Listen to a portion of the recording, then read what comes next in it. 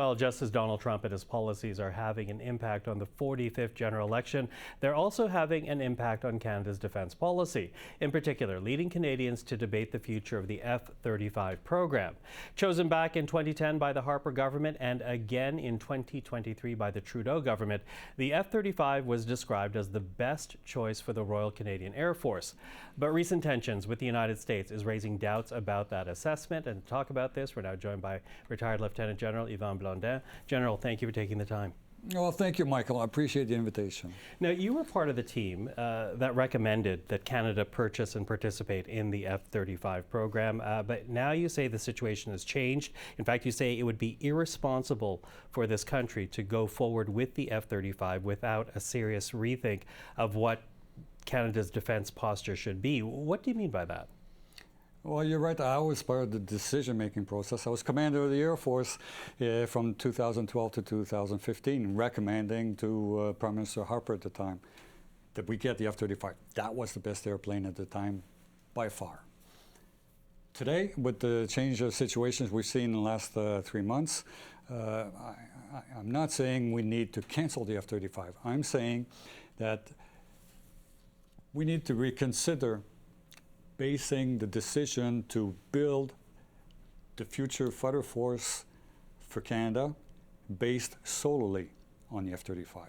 Okay, based solely on the F-35. So do you think, for example, we should be mixing it up with other jets, or is what you're saying is that the United States is no longer a reliable defense partner? Well, we've got doubts. There's a risk. We can go into this if you want, but I think it's pretty much clear to everybody. The problem with the F-35 is it is still the best airplane by far. There's no good replacement to it. There's no good short-term solution. F-35 program for Canada means 40 years of defense based on the F-35. In the short term, for the next 10 to 15 years, there's no good replacement. We're kind of stuck into it. Even if we wanted to go with the Gripen or the Rafale or some other airplane, it would be less of a capability, and we wouldn't get it for the next 10 years at least until we get an operational capability. We're already moving with the F-35 into it. Canceling it at this time would also be irresponsible. Better to have a capability, and F-35 is a really good capability. Even if there's a risk, then no capability at all. What I'm saying is that for the next 40 years, if we're going to have a fighter force policy or option, we need to look at something else. We need to mitigate the risk of the F-35.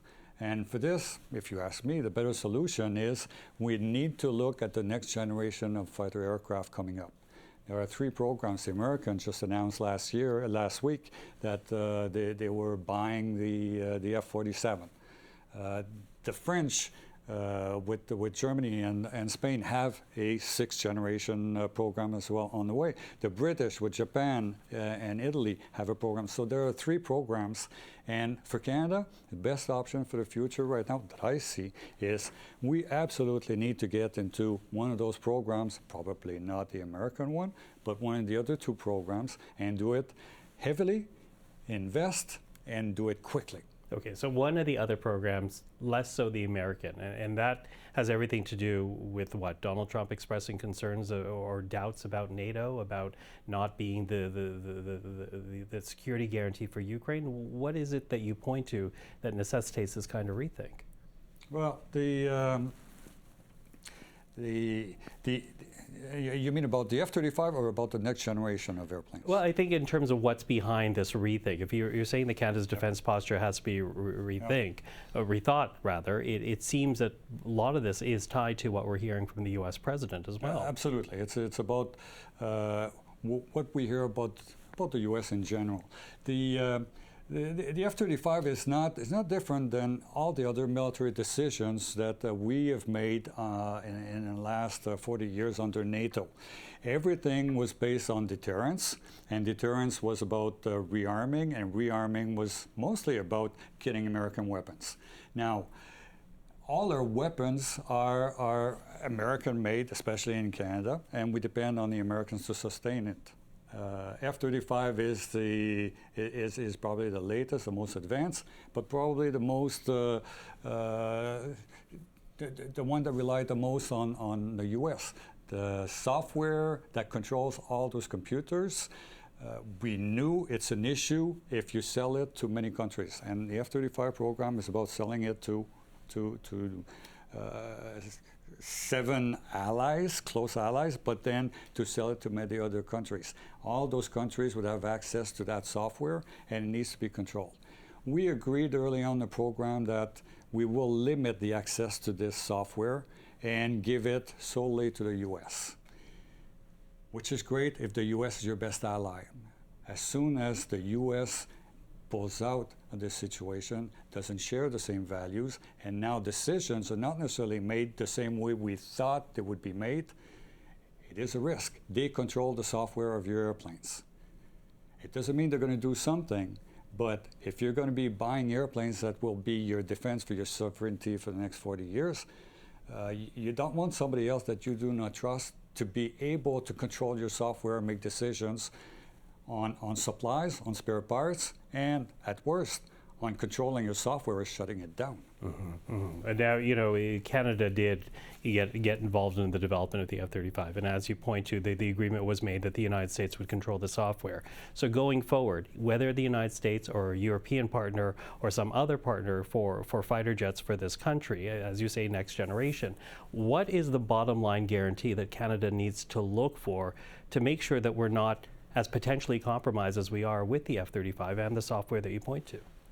Well, we would need to have a guarantee from the U.S. or some kind of control over our software, which would be great. I don't expect we're ever going to get this. So the choice that we're faced with is accept an F-35 right now that is a capability, with the risk that eventually the Americans will want to control or will disagree with the way we want to use the F-35 and use that control to stop us. What is the risk of this? For the next couple of years, 2 or 3 years, 4 years, short term, we're still defending North America together. The support for the F-35 comes from industry from many countries, of which Canada is a big one. We support the F-35 program, and if America had a problem with the way we use the F-35, there'd be a problem as well with the industry providing the parts. If they stop it, it affects them as well. So in order for them to take care of this problem would mean stopping the contract, and this takes time to repatriate the production of those parts into the U.S. So for a while they're producing the F-35, we're kind of in bed together, and we have some leverage through this portion of the production that we own, that we produce in Canada. So there's less of a risk. Plus, NORAD and the defense of North America is to both of our advantage. As long as Canada or the U.S. doesn't decide to have an agreement with Russia, let's say, to split Canada or something in that line, I don't think there's a risk for Canada to be doing this defense. I think the risk is more if we wanted to be involved somewhere else in the world with our F-35. That would be in the short term, I think, a problem. And there's always the possibility that in 2 years or 4 years with a new election in the U.S., that the pendulum goes back on the other side. And there's a Democrat government being elected, and things come back somewhat to normal. But there's still going to be this polarization in the states, and having a Democrat government next doesn't guarantee that the pendulum is not going to swing back and the other way, and the problem will reoccur in the future. So what I'm saying is that this risk with the F-35 is real. It's not necessarily that high right now, but I would not base the next 40 years of defense on solely the F-35 with this risk. General, thank you very much for the insight. I appreciate the time. You're welcome.